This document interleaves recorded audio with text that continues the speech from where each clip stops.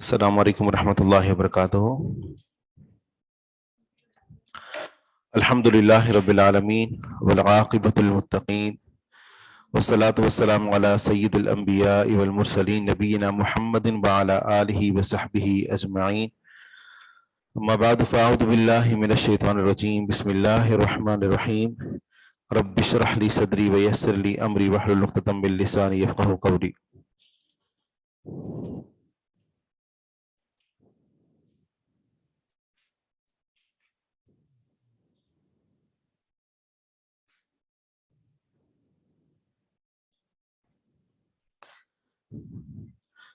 حدیث نمبر 601 سے پڑھیں گے.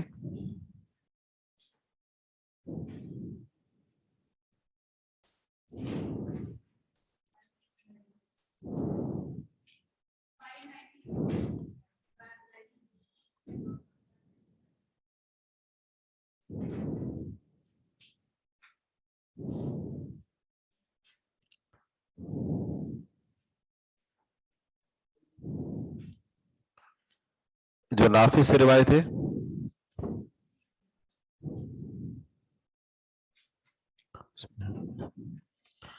عن نافع قال اقبلنا مع ابن عمر من مکہ.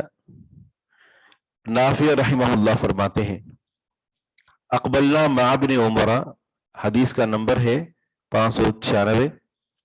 فرماتے ہیں کہ ہم آئے عبداللہ بن عمر رضی اللہ عنہما کے ساتھ مکہ سے.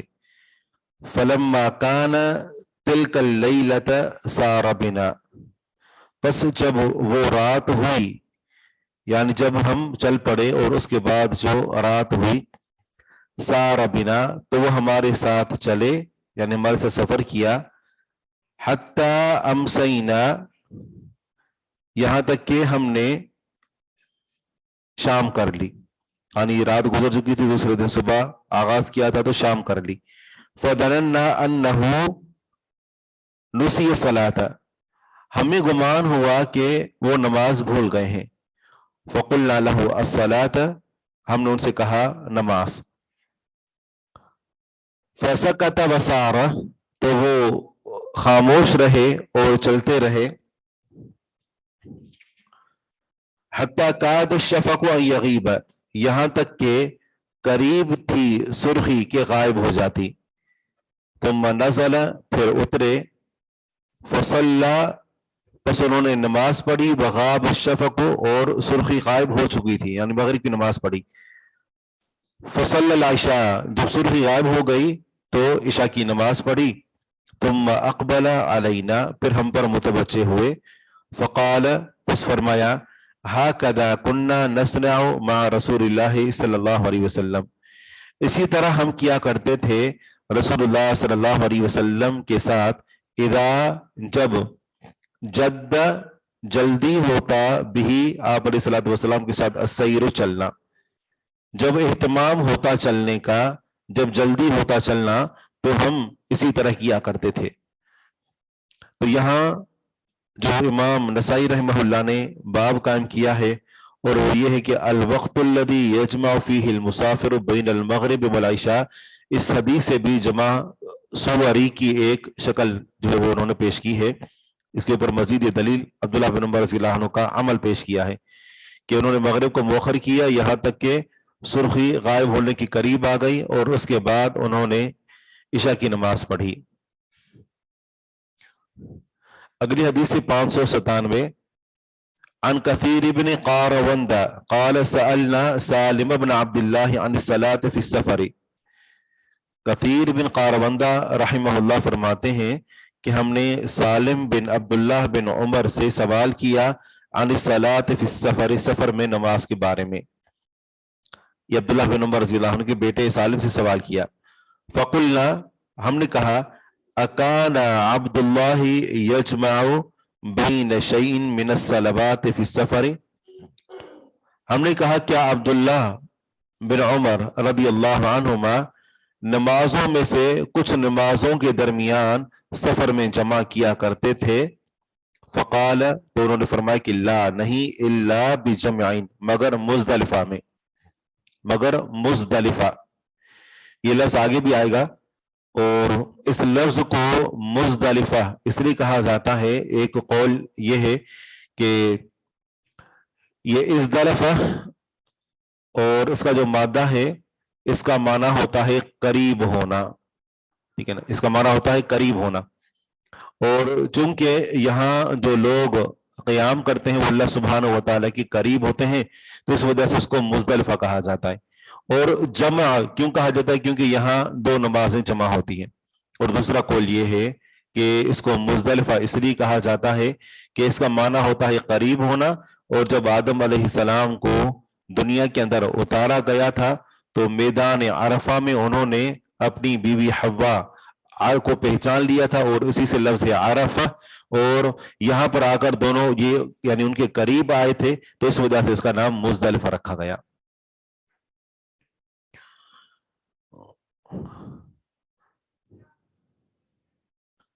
کہ عرفہ کے میدان میں ان کو پہچان لیا، ان کو دیکھا، اور مزدلفہ اس مقام پر عرفہ سے واپسی پر تو جو جگہ آتی ہے تو یہاں پر وہ ان کے قریب آئے تھے، تو اس وجہ سے اس کا نام مزدلفہ پڑا. جنہوں نے حج کیا ان کو معلوم ہے کہ مکہ سے جب باہر نکلتے ہیں تو پہلے منا کا علاقہ آتا ہے، پھر مزدلفہ، اور پھر آخر میں عرفہ آتا ہے. تو عرفہ کا مقام، پھر پیچھے مزدلفہ، اور پھر اس کے بعد منا. تو انہوں نے فرمایا کہ نہیں جمع کیا کرتے تھے نمازوں میں سے کچھ بھی نمازیں الا بجمعین، مگر مزدلفہ میں. مزدلفہ میں کون سی نمازیں جمع ہوتی ہیں؟ جی، مغرب اور عشاء کی نمازیں. ثم اتیتہ، پھر میں ان کے پاس آیا. فقال کانت عنده صفیہ، انہوں نے فرمایا کہ ان کے پاس صفیہ تھی، یعنی جو ان کی بیوی تھی اور بیمار تھی. فارسلت الیہ، تو انہوں نے ان کی طرف پیغام بھیجا، انی فی آخر یوم من الدنیا، کہ بے شک میں دنیا کے آخری دن میں ہوں، وَأَوَّلِ يَوْمٍ مِّنَ الْآخِرَةِ، اور آخرت کے پہلے دن میں ہوں. فَرَكِبَ، پس وہ سوار ہوئے. پیچھے حدیث گزر چکی ہے کہ وہ اپنی زمین میں تھے. وَأَنَا مَعَهُ، سالم فرماتے ہیں کہ میں ان کے ساتھ تھا. فَأَسْرَعَ السَّيْرَ، تو انہوں نے چلنے میں جلدی کی. حَتَّى حَانَتِ الصَّلَاةُ، یہاں تک کہ نماز قریب آ گئی. فَقَالَ لَهُ الْمُؤَذِّنُ، تو ان سے مؤذن نے کہا، الصلاۃ یا ابا عبد الرحمن، اے ابو عبد الرحمن، نماز. یہ پیچھے ہم پڑھ چکے ہیں کہ الصلاۃ پر نصب کیوں ہے، کیوں ہے الصلاۃ منصوب کیوں ہے؟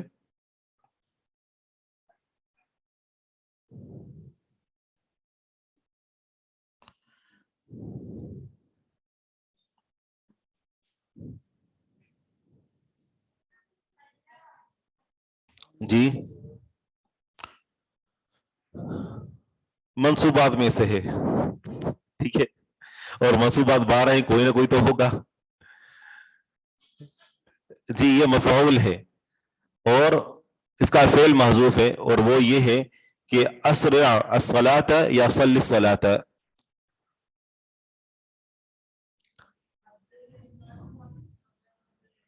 یہ عبداللہ بن عمر رضی اللہ عنہما کی کنیت ہے. تو ان سے مؤذن نے کہا کہ نماز یعنی نماز پڑھیں یا نماز قائم کریں یا جلدی سے نماز پڑھیں.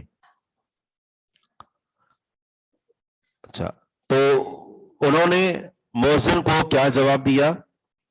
کہتے ہیں کہ انہوں نے کہا کہ فصار حتی اذا کان بین الصلاتین، بس وہ چلتے رہے، مؤذن کو کوئی جواب نہیں دیا، سارا چلتے رہے، حتی اذا کان بین الصلاتین، یہاں تک کہ جب دو نمازوں کے درمیان میں ہوئے، یعنی وہ وقت ہوا جب دو نمازوں کے درمیان کا وقت تھا، نزل اترے، فقال للمؤذن، مؤذن سے فرمایا اقم، اقامت کہیں، فاذا سلمت من الظہر فاقم، بس جب میں ظہر سے سلام پھیر لوں بس آپ اقامت کہنا، مکان کا اسی جگہ پر، اپنی ہی جگہ پر، فاقام، مؤذن نے اقامت کہی، فصلی الظہر، انہوں نے ظہر کی نماز پڑھی، رکعتین، دو رکعتیں، ثم سلم، پھر سلام پھیرا، ثم اقام مقامہ، پھر مکانہ، پھر مؤذن نے اپنی جگہ پر ہی اقامت کہی، فصلی العصر رکعتین، بس عبداللہ بن عمر رضی اللہ عنہما نے دو رکعتیں نماز پڑھی، ثم رکب، پھر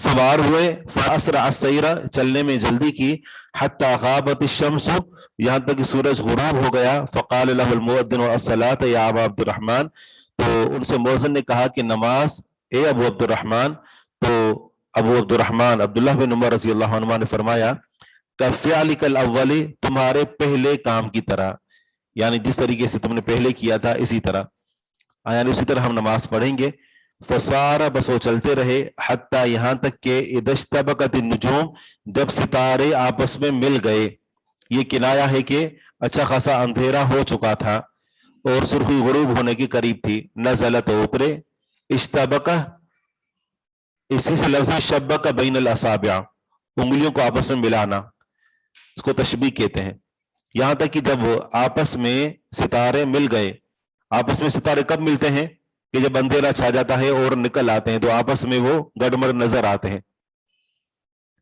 نزل، تو اترے، فقال اقم، تو انہوں نے فرمایا کہ تم اقامت کہو، فاذا سلمت فاقم، جب میں سلام پھیر لوں تو تم اقامت کہنا، فصلی المغرب ثلاثا، بس انہوں نے مغرب کی نماز پڑھی 3 رکعتیں، ثم اقام، پھر مؤذن نے اقامت کہی، مکانہ، اپنی جگہ، فصلی العشاء الاخرۃ، بس انہوں نے آخری عشاء کی نماز پڑھی، یعنی پہلی عشاء مغرب اور دوسری عشاء عشاء، ثم سلم واحدۃ تلقاء وجہہ، اب یہ ایک مسئلہ ہے کہ انہوں نے سلام پھیرا اپنے چہرے کے سامنے واحدۃ، ایک مرتبہ، ثم سلم، پھر سلام پھیرا واحدۃ، ایک مرتبہ، تلقاء وجہہ، اپنے چہرے کے سامنے، ہم جب سلام پھیرتے ہیں تو 2 مرتبہ سلام پھیرتے ہیں اور دونوں طرف اپنا چہرہ گھماتے ہیں، تو انہوں نے وہیں بیٹھے بیٹھے اپنے چہرے کے سامنے ہی تحیت کلمہ بیٹھے ہوتے اور کہہ دیا السلام علیکم ورحمۃ اللہ، نماز سے نکل گئے، یعنی گردن بھی نہیں گھمائی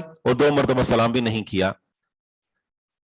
ثم قال، پھر فرمایا کہ قال رسول اللہ صلی اللہ علیہ وسلم، رسول اللہ صلی اللہ علیہ وسلم نے فرمایا ہے اذا حضر احدکم امر، جب پیش آئے تم میں سے کسی ایک کو کوئی معاملہ، یخشا فوتہ، کہ جس کے وہ فوت ہونے سے ڈرتا ہے، اس کے چھوٹ جانے کا اس کو خوف ہے، فلیصلی ہذہ الصلاۃ، تو اسے چاہیے کہ وہ یہ نماز پڑھ لے، یہ جو ایک طرف سلام یعنی ایک مرتبہ سلام پھیرنے کا معاملہ ہے، تو ایک مرتبہ سلام پھیرنا نماز سے نکلنے کے لیے واجب ہے، باقی یہ ہے کہ جو دوسرا سلام ہے وہ سنت ہے، ٹھیک ہے، پہلا سلام واجب ہے اور دوسرا سلام سنت ہے۔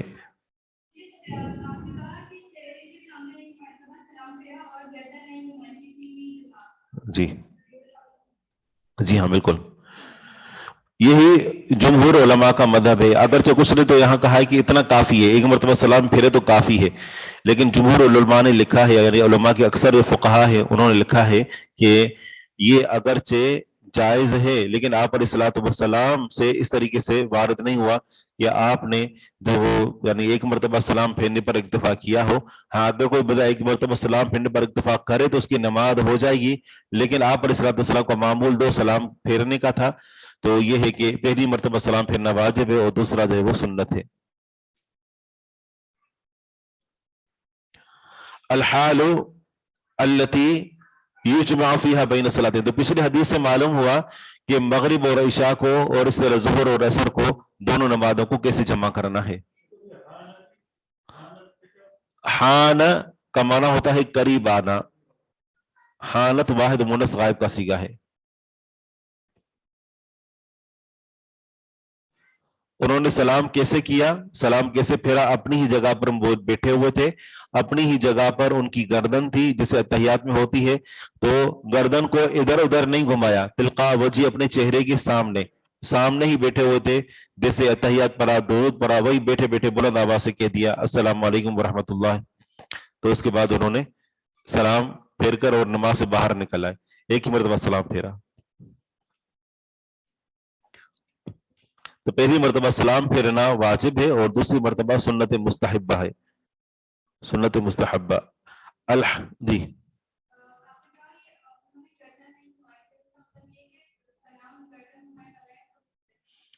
جی ہاں, سلام اگر جو ہے نماز سے نکلی, کیونکہ یہ تو ایک قسم کا یعنی جو ہمارے ساتھ بیٹھے ہوئے ہوتے ہیں, اور اگر کوئی نہ بھی ہو تو ہمارے ساتھ جو فرشتے ہوتے ہیں تو ہم ان کی طرف سلام پھیر کر سلام کر کے اور نماز سے باہر نکلتے ہیں. تو اگر سلام پھیرنے کے لیے گردن کو نہ موڑا جائے تو پھر بھی نماز ہو جاتی ہے, بندہ نماز سے باہر آ جاتا ہے. یعنی یہ نماز کے کچھ ہوتے ہیں ارکان اور کچھ ہوتی ہے سنتیں, تو ارکان کو چھوڑنے سے نماز باطل ہو جاتی ہے. سنتوں میں سے اگر کسی سنت کو چھوڑ دیں تو نماز ہو جاتی ہے لیکن اجر کم ہو جاتا ہے اسے.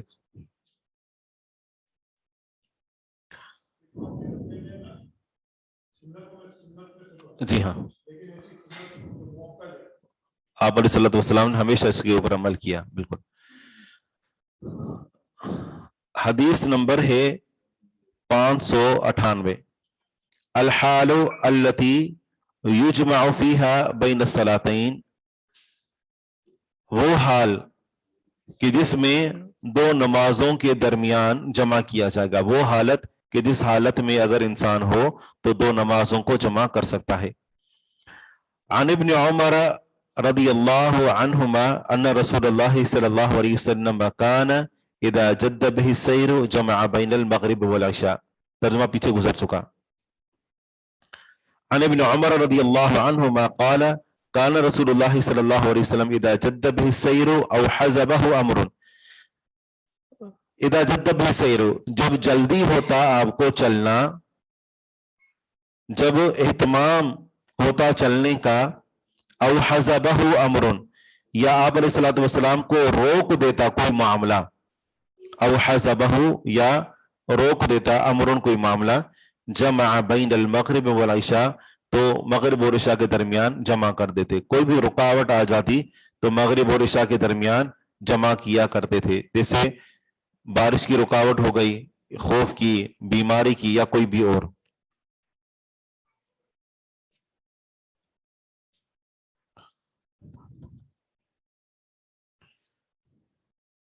اگلی حدیث ہے 600.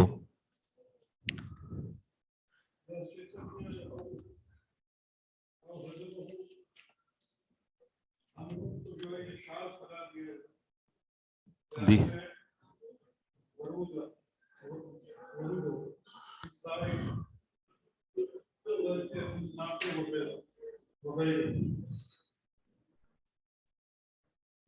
کیا کہہ رہے ہیں آپ, سمجھا نہیں میں.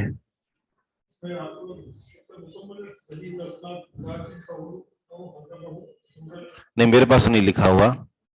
جی صحیح الاسناد, علامہ البانی رحمہ اللہ فرماتے ہیں کہ یہ حدیث صحیح سند ہے سوائے ان الفاظ کے او حزبہ امر, یا پھر یہ ہے کہ کوئی معاملہ پیش آ جاتا, تو کہتے ہیں کہ یہ جو الفاظ ہیں یہ شاذ ہیں, یہ الفاظ شاذ ہیں. بہرحال تو حزبہ کا معنی یہ ہے کہ آپ علیہ الصلوۃ والسلام کو کوئی رکاوٹ آ جاتی, کوئی معاملہ پیش آتا, کوئی بات اتری ہوئی ہوتی, تو مغرب اور عشاء کے درمیان جمع کیا کرتے. تو کہتے ہیں یہ الفاظ شاذ ہیں, یعنی دیگر ثقات راویوں نے ذکر نہیں کی سوائے ایک کے.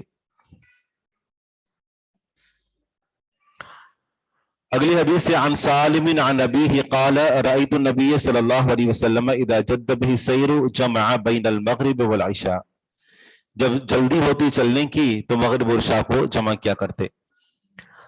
الجمع بین الصلاتین فی الحضر, حضر کے اندر, حضر میں دو نمازوں کے درمیان جمع کرنا, اس پر ہم پیچھے بات ذکر کر چکے ہیں.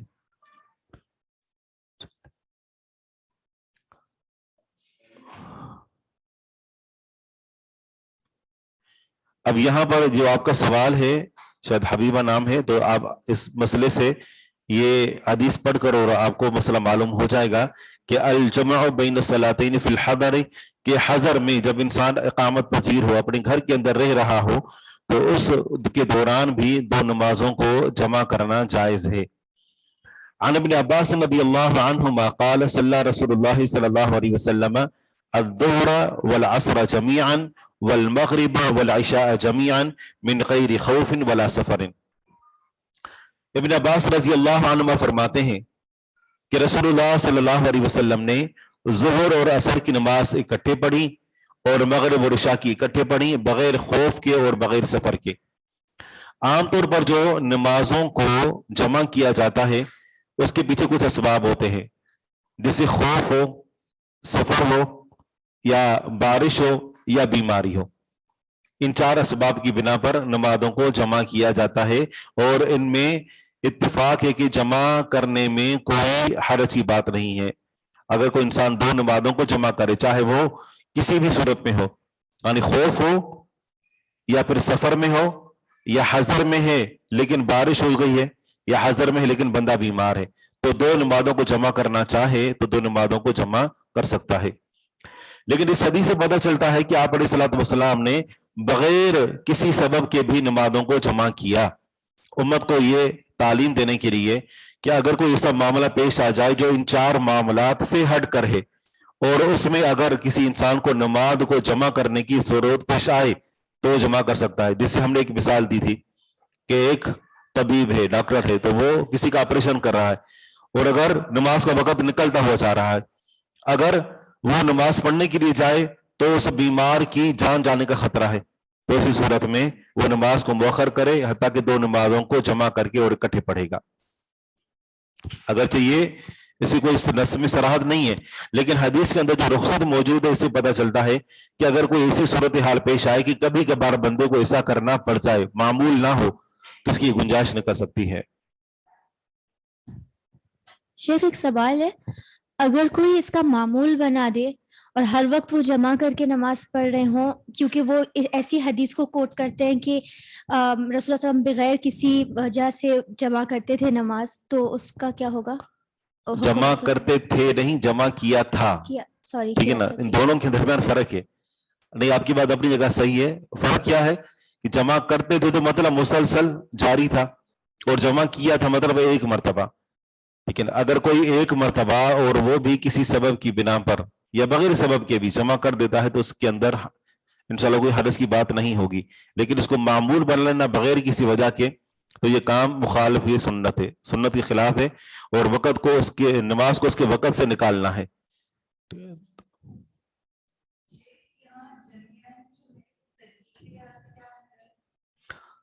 جی ہاں، یہ تاکید واقع ہو رہی ہے، الظہر والعصر جمیعا، تاکید،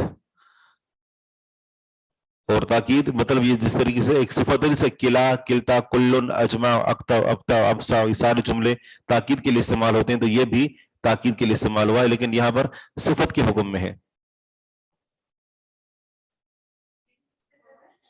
الظہر والعصر، ان دونوں کی معطوف علیہ،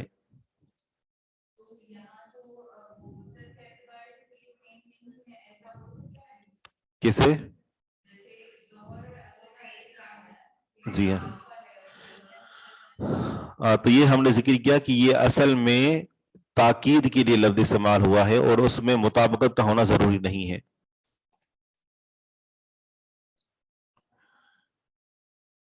آگے حدیث ہے 602، عن ابن عباس رضی اللہ عنہما ان النبی صلی اللہ علیہ وسلم کان یصلی بالمدینہ یجمع بین الصلاتین بین الظہر والعصر والمغرب والعشاء من غیر خوف ولا مطر، قیل له لما، قال لئلا یکون علی امته حرج۔ ابن عباس رضی اللہ عنہما سے مروی ہے، فرماتے ہیں کہ نبی صلی اللہ علیہ وسلم مدینہ میں نماز پڑھا کرتے تھے، تو جمع کیا یا جمع کرتے مغرب دو نمازوں کے درمیان، ظہر اور عصر، اور مغرب اور عشاء کے درمیان، من غیر خوف، بغیر خوف کے، ولا مطر، اور نہ بارش کے۔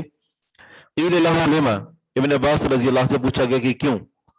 تو انہوں نے فرمایا کہ لئلا یکون علی امتی حرج، تاکہ آپ کی امت پر کسی قسم کی کوئی تنگی نہ ہو.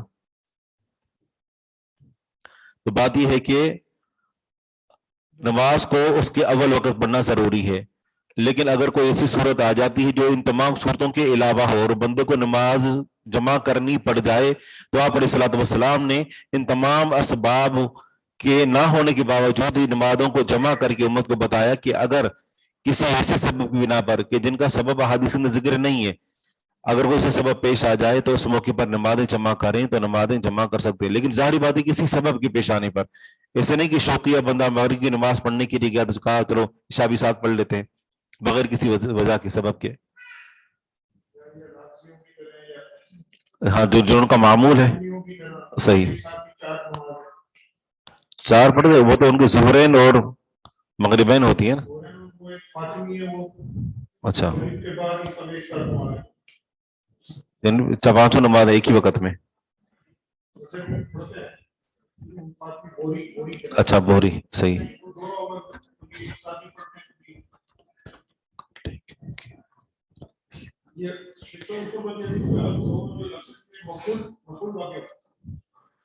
جی ہاں، اور لفظ حرج کا معنی ہے تنگی، تاکہ آپ کی امت پر کسی قسم کا کوئی حرج نہ ہو، کوئی تنگی نہ ہو. جی ہاں صحیح. مثال کے طور پر جیسے ایک بندے کو پتا ہے کہ اس نے کسی ایسی جگہ جانا ہے جہاں یعنی اتنا وہ بھیڑ لگا ہوگا کہ اس کو نماز پڑھنے کا وقت ملے گا ہی نہیں، بھیڑ میں ہی کھڑا رہے گا اگر کوئی نقصان کا جنی اندیشہ ہے مثال کے طور پر، تو اب ایسے میں جو وہ نمازوں کو جمع کر لینا، ٹھیک ہے نا. لیکن یہ کہ شادی بیاہ کے موقع پر تو وہاں پر تو نماز پڑھنے کی جگہ موجود ہوتی ہے، تو یہ تو کوئی عذر نہیں ہے. آپ شادی حال میں جاتے ہیں وہاں نماز پڑھنے کی جگہ مل جاتی ہے.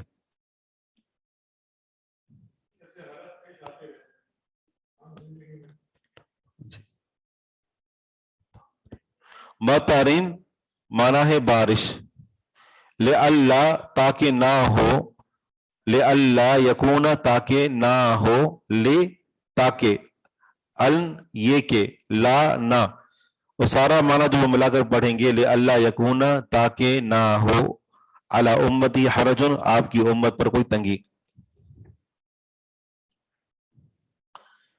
اگلی حدیث ہے 603 عن ابن عباس رضی اللہ عنہما قال صلیت وراء رسول اللہ صلی اللہ علیہ وسلم 8 جمیعا و7 جمیعا. ابن عباس رضی اللہ عنہما فرماتے ہیں کہ میں نے رسول اللہ صلی اللہ علیہ وسلم کے پیچھے نمازیں پڑھی 8 جمیعا ایک ساتھ، و7 اور 7 جمیعا ایک ساتھ، مطلب ظہر اور عصر کی اکٹھے 4 رکعتیں اور مغرب اور عشاء کی اکٹھے 3 اور 4 رکعتیں.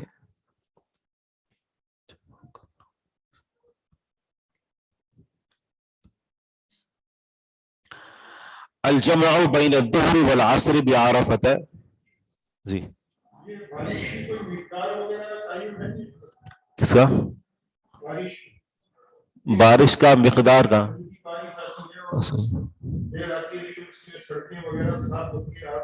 کاروبار ہوتا ہے، سب کچھ ہو رہا ہوتا ہے، امام صاحب وہ جمع شروع کر دیتے ہیں. جس کے لیے لفظ بارش بولا جاتا ہے نا، جس کے لیے لفظ بارش بولا جاتا ہو، ٹھیک ہے نا، تو آپ اس صورت میں جس کو ہم بارش کہتے ہیں کہ بارش ہو رہی ہے، تو اس صورت میں جمع کر سکتے ہیں کہ جس کو آپ بارش کہہ سکیں. اب یہ نہیں کہ اس کی جو سب سے پہلے اس کی جو وہ تیزی ناپی جائے گی اور یہ دیکھا جائے گا کہ کتنا گیلا کر رہی ہے، نہیں، اس تفسیر میں نہیں جائیں گے.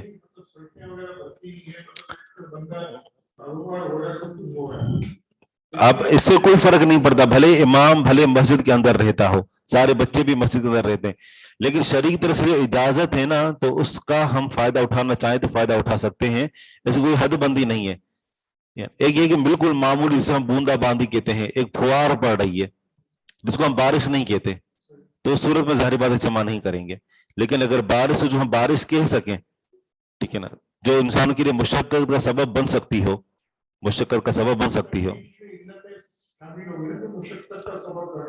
اچھا دیکھیں، اگر بارش نہیں ہے، دیکھیں اب آپ سے ایک سوال ہے، بارش نہیں ہو رہی لیکن بارش ہونے کی وجہ سے اتنی تباہی مچ گئی ہے کہ مکمل طور پر راستے پھوٹ گئے ہیں، سیلاب آ گیا ہے اور پانی ہی پانی کھڑا ہے. اب اسی صورت میں سنت کیا ہے؟ इमाम जमा करेगा या फिर ये है कि हर वक्त हर नमाज अपने वक्त पर होगी? नहीं, यहां पर जो इल्लत है ना, बारिश नहीं हो रही, बारिश नहीं हो रही तो लिहाजा असल हुक्म अपना वापस आ जाएगा। बारिश भले थोड़ी हो, भले आप देखेंगे हरम के अंदर कितने बेहतरीन रास्ते मौजूद हैं, बिलफर्ज अगर जो वो देखेंगे मक्का मदीना में या फिर ये कि यहाँ पर हमारे यहाँ अच्छे इलाकों के अंदर मसाजिद बनी हुई हैं और ये कि रास्ते बेहतरीन है, बारिश का कोई नुकसान पहुंचाने का अंदेशा नहीं होता, मतलब आराम से आ जा सकता है, लेकिन शरीय तरह से इजाजत मौजूद है। इंतहाई तेज जो वो आंधी आ रही है, मिसाल दो बारिश नहीं है, अब हुक्म क्या है कि घरों में नमाज पढ़ेंगे या मस्जिद के अंदर? मस्जिद जाकर, क्योंकि बारिश नहीं हो रही, ठीक है ना। तो बात यहां पर वो इसको नहीं देखा जाएगा कि इल्लत को, कि इस वजह से नुकसान कितना हो रहा है। एक सफर है, सफर के अंदर हुक्म दिया गया है ना कि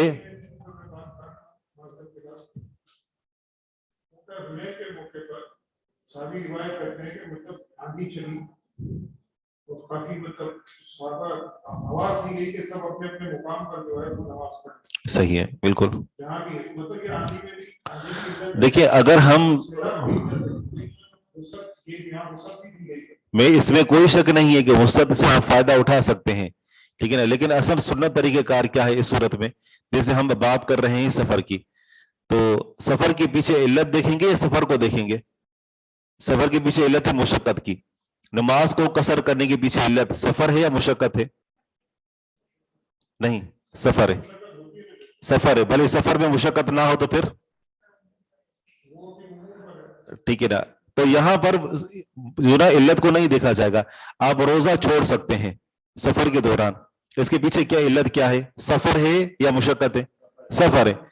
भले आपको मुशक्कत ना भी हो, आप जो है वो इस्लामाबाद से कराची आ रहे हैं, 2 घंटे का सफर है, सफर है, सफर है। तो यहां पर भी जो असबाब है ना, असल उनको देखा जाएगा। बाकी आप अगर गुंजाइश में चले जाएंगे तो गुंजाइश जो हदीस के अंदर वसत तो मौजूद है, तो आप उस वसत से फायदा उठाते हुए किसी मुश्किल हालात में 2 नमाजों को जमा कर सकते हैं, इसमें कोई शक नहीं है। हजर की जमा में कसर नहीं होगी। हजर में जब दोनों नमाजों को जमा करेंगे तो उस वक्त वो हजर में पूरी पूरी पढ़ेंगे। हाँ, हजर में उस सूरत में नमाज को कसर कर सकते हैं कि जब हजर में खौफ हो, हजर में जब खौफ हो तो।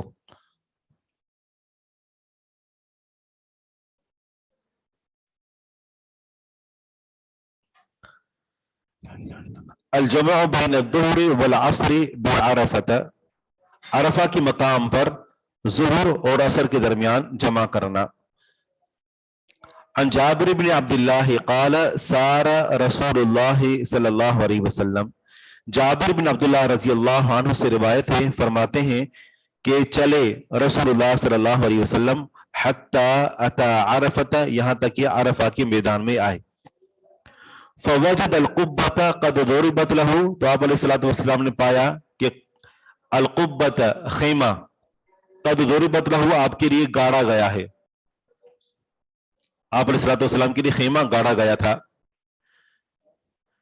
नमिरतिन, नमिरा मकाम पर, मौजूदा दौर में यहां पर एक मस्जिद बन चुकी है, लेकिन ये जो इलाका है ये मस्जिद जो है, मुमकिन है कि मस्जिद का कुछ हिस्सा वो मैदान अरफा के अंदर दाखिल हो, बाकी मस्जिद का जो कुछ हिस्सा है वो नमिरा मकाम पर है, और ये मकाम जो है ये मैदान अरफा से खारिज है। क्यों? इसलिए कि आगे बोला, वजह जो बताई वो ये कि फनज़ल बिहा, आप अलैहिस्सलातु वस्सलाम ने वहां पर पड़ाव डाला, वहां पर नमिरा मकाम पर जो उतरे, और ये मैदान अरफा से खारिज है। हत्ता इदा ज़ागत शम्सु, यहां तक कि जब सूरज ढल गया, यानी सूरज ज़ाइल हो गया, दोपहर का वक्त आ गया। अमर बिल क़स्वाई, आप अलैहिस्सलातु वस्सलाम ने अपनी ऊंटनी कस्वा के बारे में हुक्म दिया। बस कस्वा बोलते हैं कान कटी हुई को, कस्वा का माना होता है इसका कान कटा हुआ, लेकिन इसका कान कटा हुआ नहीं था, ये इसका नाम था।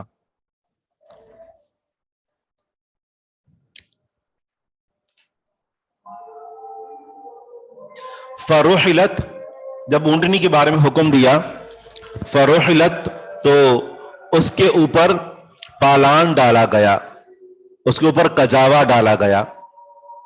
समझते हैं ना, जो जानवर के ऊपर जो लकड़ी और चमड़े और कपड़े का वो बना हुआ होता है, उसके ऊपर बैठा जाता है।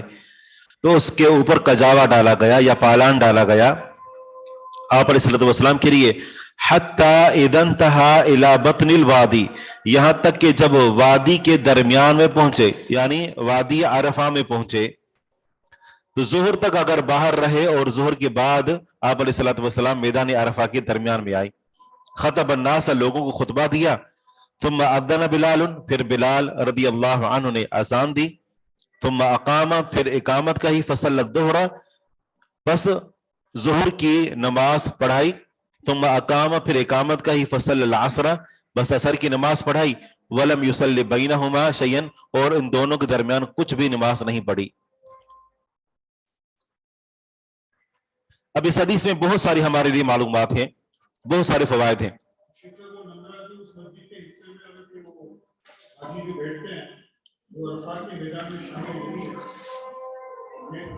جیسا کہ میں نے ذکر کیا کہ اس کا کچھ حصہ، کیونکہ مسجد نمرہ بہت بڑی مسجد ہے، تو یہ کہ اس کا کچھ حصہ، جی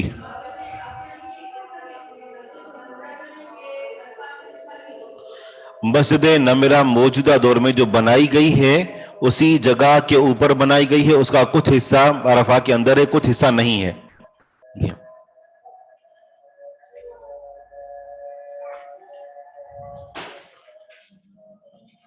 جابر بن عبداللہ رضی اللہ عنہ کی اس حدیث سے بہت سارے فوائد معلوم ہوتے ہیں۔ کوئی سوال ہے؟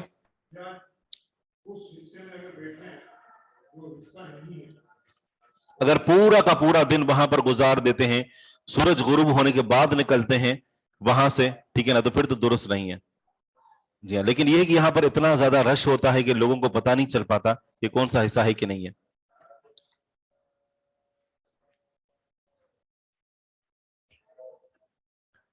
پہلی بات اس سے معلوم ہوئی کہ نبی علیہ الصلوۃ والسلام کے لیے خیمہ گاڑا گیا، جس سے پتہ چلتا ہے کہ اگر عبادت کے دوران جس قدر انسان کے لیے ممکن ہو کہ اپنے آپ کو وہ سہولیات پہنچائے تو سہولیات سے استفادہ کرنا چاہیے۔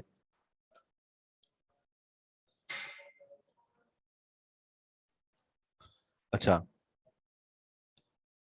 قبہ یعنی عبادت کے لیے تو حجاج کے لیے سر ڈھانپنا منع ہے، یہ نہیں کہ کسی سائے کو بھی نہیں جو ہے وہ اختیار کر سکتے، سایہ اختیار کر سکتے ہیں، خیمہ بھی گاڑا جا سکتا ہے۔ ظاہری بات ہے خیمہ گاڑنے کا مطلب ہے کہ یہ پورا اہتمام کیا ہوگا، لے کر چلے ہوں گے، تو مانا یہ کہ اضافی سامان جو سفر کے دوران اٹھانا کہ جو وہاں پر ہمیں فائدہ اور سکون پہنچا سکتا ہے تو اس کا اٹھانا یہ جائز ہے۔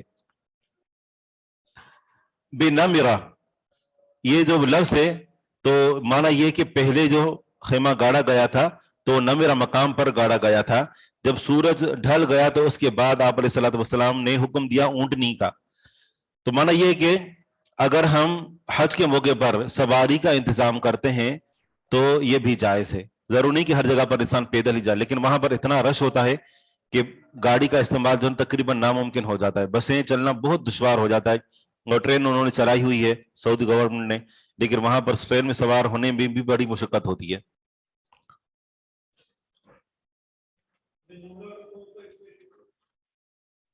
یہ نمرہ، جی ہاں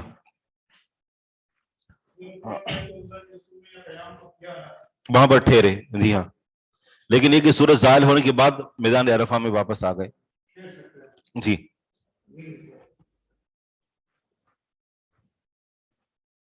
پھر یہ کہ جب دو نمازوں کو جمع کیا، ظہر اور عصر کو، دونوں کے لیے اذان ایک ہی تھی اور اقامت علیحدہ علیحدہ سے کہی، اور اس طرح ان دونوں کے درمیان کوئی سنتیں نہیں پڑی، کچھ نوافل کا اہتمام نہیں تھا، نہ اس سے پہلے نہ ان کے بعد۔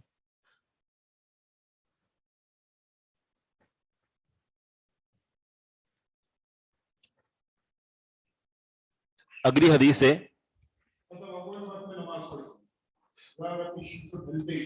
سورج ڈھلنے کے بعد خطبہ دیا مختصر، ٹھیک ہے نا، 2 خطبے دیے تھے، دوسرا خطبہ تو اور زیادہ مختصر تھا، اور اس کے بعد دونوں نمازوں کو جمع کیا، تقریباً اول وقت ہی ہو گیا۔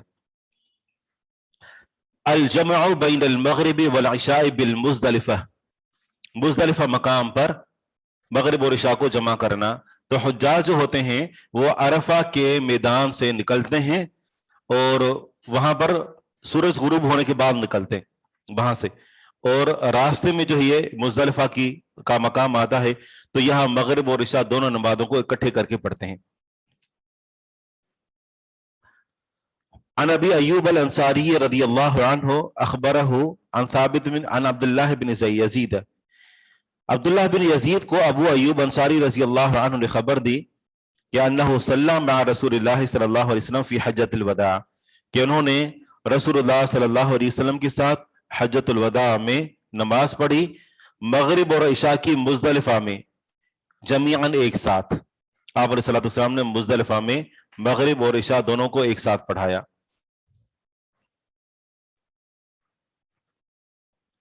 تو یہ جمع تقدیم ہوئی، جمع تاخیر؟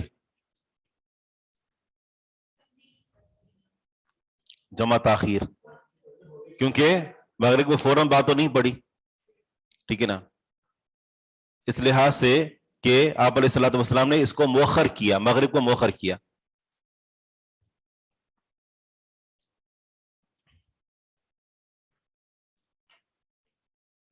بلکہ یوں سمجھے کہ یہ جمع سوری کی شکل بن جاتی ہے. دیا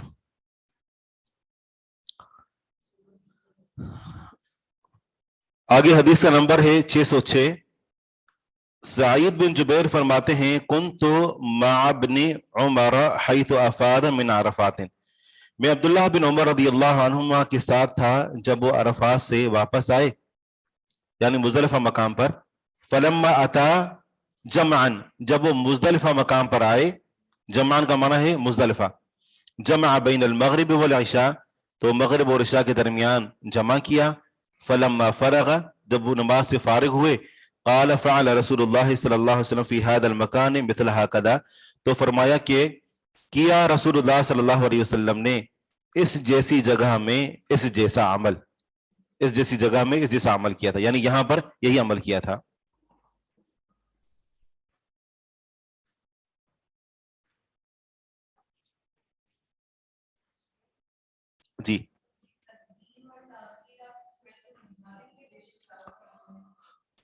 جی یہ ہم پیچھے پڑھ بھی چکے ہیں، آسان ہے. اگر سورج غروب ہونے کے فوراً بعد مغرب پڑھ لیں اور ساتھ ہی عشاء کی نماز پڑھ لیں تو یہ جمع مقدم کہلاتی ہے، جمع تقدیم. اور اگر مغرب کو مؤخر کریں یہاں تک کہ عشاء کی نماز کا وقت آ جائے، سرخی پوری غائب ہو جائے، اور اس موقع پر پہلے مغرب پڑھیں گے اور اس کے ساتھ عشاء پڑھیں گے تو یہ جمع تاخیر کہلائے گی.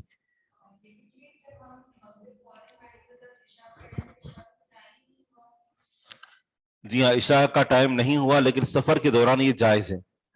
جی، اور اسی طرح ہم پیچھے بھی پڑھ چکے ہیں کہ سفر میں ہو یا حضر میں، اور آپ علیہ الصلوۃ والسلام نے حضر میں بھی 4 اسباب کے بغیر بھی نمازوں کو جمع کیا، اگرچہ ٹائم نہیں ہوا لیکن یہ ہے کہ اگر عذر ہو تو جمع کر سکتے ہیں، اور اگر عذر نہ بھی ہو تو پھر بھی جو شکلیں احادیث کے اندر پیش کی گئی ہیں ان کے علاوہ اگر کوئی کیفیت آ جاتی ہے تو صورت میں بھی نمازوں کو جمع کیا جا سکتا ہے اگرچہ ٹائم نہیں ہوا ہوتا. اور جمع سوری تو ہم نے واضح کیا تھا کہ مغرب کو مؤخر کرنا اس کے انتہائی آخری وقت تک، اور نماز سے مغرب پڑھ لینا جب نماز مغرب پڑھ کر بندہ فارغ ہو تو اس کے بعد فوراً عشاء کا وقت شروع ہو چکا ہو، تو مغرب کو اس کے آخری وقت میں پڑھنا اور عشاء کو اس کے اول وقت میں پڑھنا. تو یہ جمع تو ہے لیکن در حقیقت جمع نہیں ہے، کیونکہ یہ جمع سوری ہے کہ ایک لحاظ سے صورت میں دکھائی دے رہا ہے کہ جمع ہے، لیکن مغرب کو اس کے آخر وقت میں پڑھا، عشاء کو اس کے اول وقت میں پڑھا.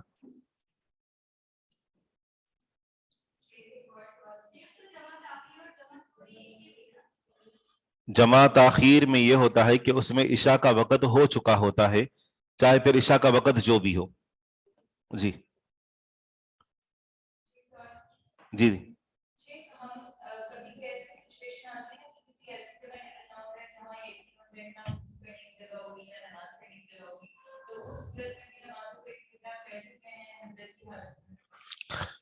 تو اس صورت میں جمع مقدم کی بجائے جمع مؤخر کریں گے، اللہ کہ آپ وہاں پہلے جا چکے ہوں، آپ کو پتا ہے کہ وہاں کوئی جگہ ہے ہی نہیں، لیکن تو اس صورت میں تو پھر آپ یہ ہے کہ پہلے اپنے گھر سے اگر ظہر کا وقت ہو چکا ہے تو آپ ظہر کے ساتھ اثر پڑھ لیں مثال کے طور پر، تو پھر تو ٹھیک ہے. باقی یہ ہے کہ آپ کو پہلے سے احتمال ہے کہ ممکن ہے کہ وہاں جگہ نہ ملے، ممکن ہے، اور ممکن ہے کہ جگہ مل بھی جائے، تو اس صورت میں نماز کو اپنے وقت پر پڑھیں گے ظہر کو، اور پھر عصر کی بات دیکھا جائے گا کہ وہاں پر کون سا وقت یعنی کس جگہ پر وہ آپ کو جگہ مل رہی کہ نہیں مل رہی عصر کے وقت میں. لیکن جب ہم حالات کا تجزیہ کرتے ہیں تو عام طور پر الحمدللہ ہر جگہ نماز پڑھنے کی سہولت موجود ہوتی ہے، الا کہ کوئی ایمرجنسی ہو اور وہ بندے کا خود ذاتی کوئی معاملہ ہوتا ہے، وگرنہ نماز پڑھنے کے لیے جگہ موجود ہوتی ہیں.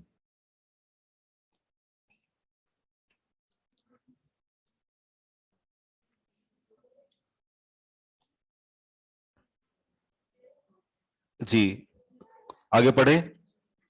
607 حدیث کا نمبر ہے.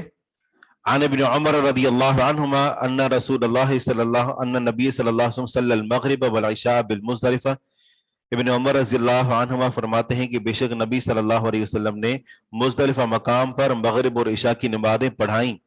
یہاں مراد یہ ہے کہ اکٹھے پڑھائیں.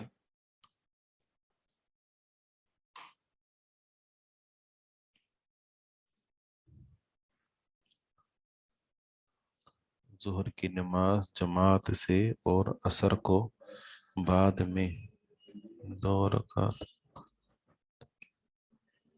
اگر ظہر کی نماز جماعت سے اور عصر کو بعد میں 2 رکعت قصر پڑھ دیں.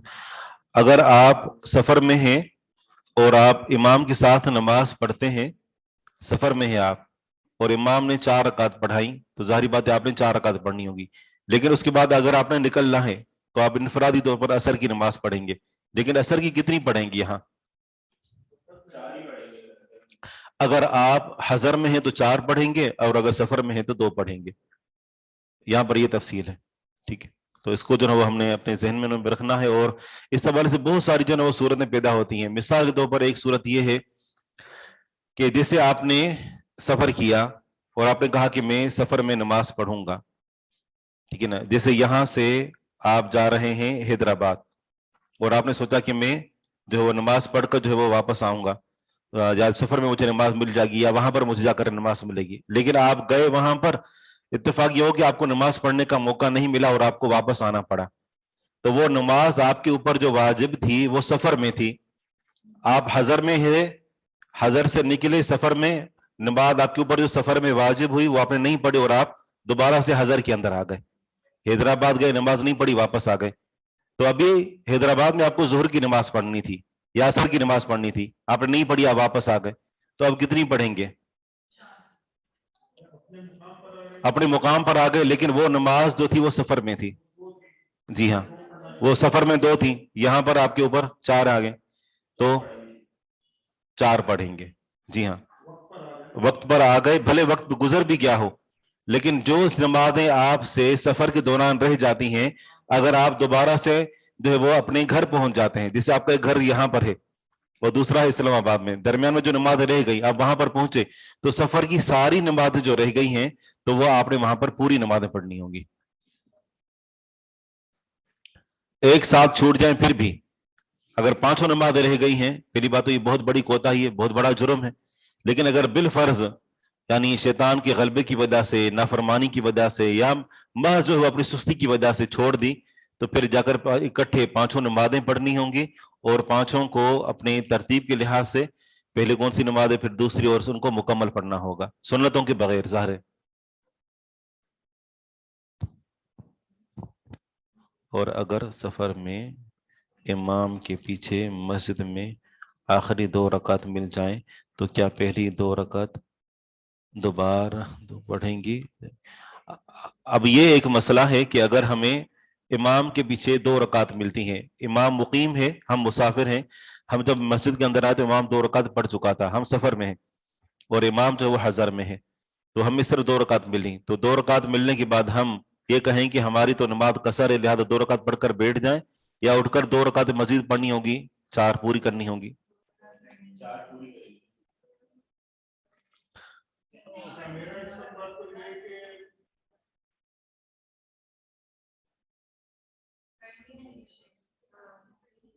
مسافر ہے ان سے 2 رکعت مل گئی جماعت کے ساتھ، صحیح، تو وہ 2 رکعت اپنی قصر ہے کر سکتا ہے، کیونکہ امام کی اور مقتدی کی نیتوں میں فرق ہو سکتا ہے. جس طریقے سے اگر ایک شخص مسافر ہے اور اس نے نماز پڑھائی मुसाफिर नमाज पढ़े और उसने 2 रकात पढ़कर सलाम फेर दिया, मुक्तदी खड़े होकर 2 रकात पढ़ेंगे, ठीक है ना, इसमें तो कोई शक नहीं है।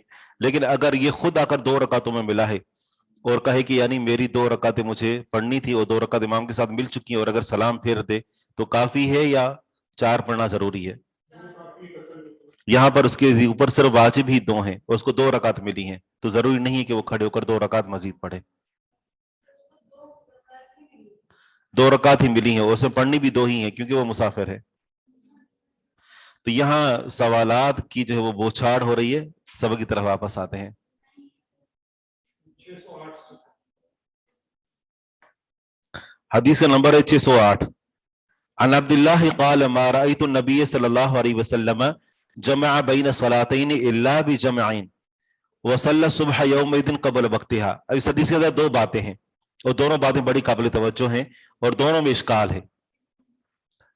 अब्दुल्लाह बिन मसऊद रदियल्लाहु अन्हु फरमाते हैं कि मैंने नहीं देखा नबी सल्लल्लाहु अलैहि वसल्लम को जमा बैन सलातैन के 2 नमाजों के दरमियान जमा किया हो, इल्ला बिजमअइन मगर मुज़दलिफा में, वसल्ला सुबह और उस दिन नमाज पढ़ी फजर की, सुबह की, कबल वक्तिहा वक्त से पहले। अब दोनों बातें हैं। पहली बात यह है कि कह रहे हैं कि नबी अलैहिस्सलातु वस्सलाम को मैंने सिर्फ मुज़दलिफा मकाम पर जो है वो 2 नमाजों को जमा करते हुए देखा, और दूसरा है कि फजर की नमाज को उसके वक्त से पहले पढ़ा। क्या जवाब है? पहली बात जहां तक इस बात का ताल्लुक है कि अब्दुल्लाह बिन मसऊद रदियल्लाहु अन्हु का ना देखना यह हुज्जत नहीं है, उनका हुज्जत है कि जिन्होंने देखा, ठीक है, जिन्होंने देखा। और बड़े बड़े सहाबा कराम से ये बात मरवी है कि आप अलैहिस्सलातु वस्सलाम ने हजर में भी 2 नमाजों को जमा किया, सफर में जमा करना तो साबित है ही, ठीक है ना। तो यहां पर अब्दुल्लाह बिन मसूद रज़ियल्लाहु अन्हु ने अगर नहीं देखा तो उनका ना देखना इसे ये लाजिम नहीं था कि आपने नमाज पढ़ी ही ना हो। उन्होंने जो कुछ अपना तजुर्बा था वो उन्होंने जिक्र कर दिया, जो उन्होंने खुद मुलाहिजा किया था वो बता दिया। दूसरी जो बात है वो ये है कि कहा कि वसल्ला सुबह यौमइदिन क़ब्ल वक्तिहा, कि उस दिन फजर की नमाज को उसके वक्त से पहले पढ़ा। इससे मुराद ये है कि जो ऐसा वक्त के जिसके ऊपर आपकी आदत मुबारका थी।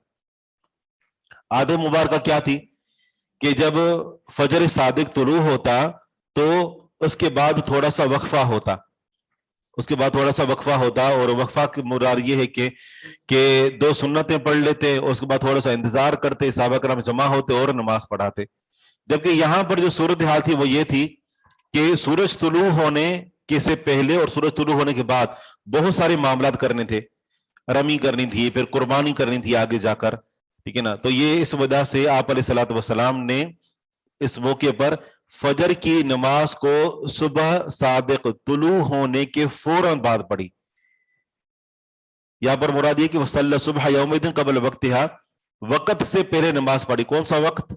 अल वक्तुल मुअताद, कि जिसकी आप अलैहिस्सलातु वस्सलाम को आदत थी, कि यानी अजान के बाद से जिस तरह वक्फा करते हैं ना 15-20 मिनट का, क्योंकि सारे सहाबा कराम मौजूद थे, नमाज के लिए तकरीबन तैयार ही थे, तो आप अलैहिस्सलातु वस्सलाम ने उस मुअताद वक्त, उस आदि वक्त से पहले आप अलैहिस्सलातु वस्सलाम ने नमाज पढ़ाई।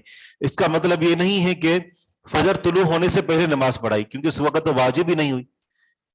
नमाज को उसके वक्त से पहले पढ़ लेना फजर नमाज को, ये जायज नहीं है।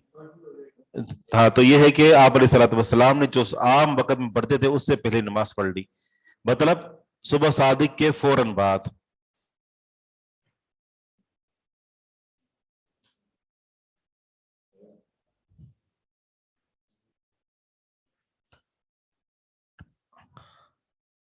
ठीक है, तो दोनों बातें वाज़ेह हो गई।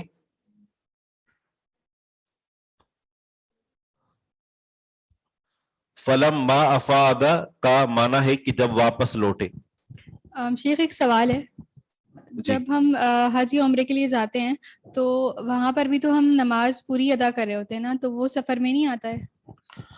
जब हम अइम्मा हरम के पीछे नमाज पढ़ रहे होते हैं तो उस वक्त हम नमाज को मुकम्मल करके पढ़ते हैं। लेकिन अगर आप इनफरादी तौर पर जैसे आप कोई नमाज पढ़ रहे हैं, जैसे कोई नमाज रह गई हो, तो उस सूरत में अगर आप कसर पढ़ेंगे तो आपके लिए जायज होगा। लेकिन जाहिर बात है आप इमाम हरम के पीछे पढ़ रहे हैं तो जाहिर बात है आपने पूरी पढ़नी होगी। दी या ऐसे ही वक्त है कि 2 रकात बाकी है, सही, बिल्कुल तो हमको 2 रकात पढ़नी है। ठीक है। कौन सी?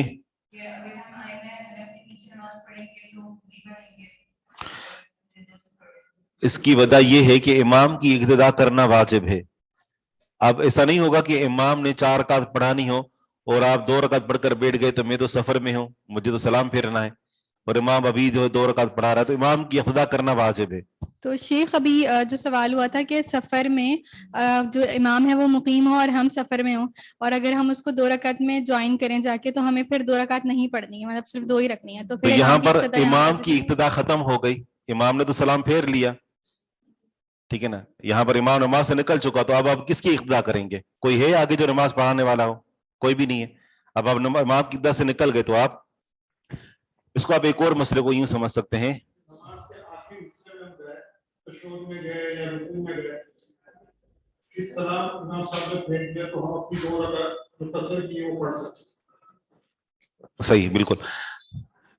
इसी से एक मिलता जुलता सवाल है एक, यानी क्योंकि मुमकिन है इसके भी इंशाल्लाह आपको फायदा ही होगा। वो ये है कि जब हम आखिरी तशहुद के लिए जब बैठते हैं, तो अपने पाँव को बाहर निकाल कर बैठते हैं, ठीक है ना। आप सबको मालूम है ना ये बैठने का तरीका। जबकि दरमियाने तशहुद में हम बैठते हैं तो अपने पाँव के ऊपर बैठते हैं, आखिरी तशहुद में पाँव निकाल कर और फिर जमीन के ऊपर बैठते हैं। अगर हमने अभी रकात दोहरानी है, रकात हमारी रह गई है, इमाम आखिरी तशहुद में बैठा हुआ है, तो अब हमने पाँव निकाल कर नीचे बैठना है या पाँव के ऊपर बैठना है, क्योंकि अभी अभी नमाज बाकी है। इमाम की इक्तिदा, यहां पर इमाम की इक्तिदा में हम जो है वो पाँव के ऊपर बैठेंगे, या इमाम जिस तरीके से पाँव निकाल कर बाहर जमीन पर बैठा है तो हम यहाँ पर पाँव निकाल कर बैठेंगे? सवाल समझे? तो जवाब क्या है?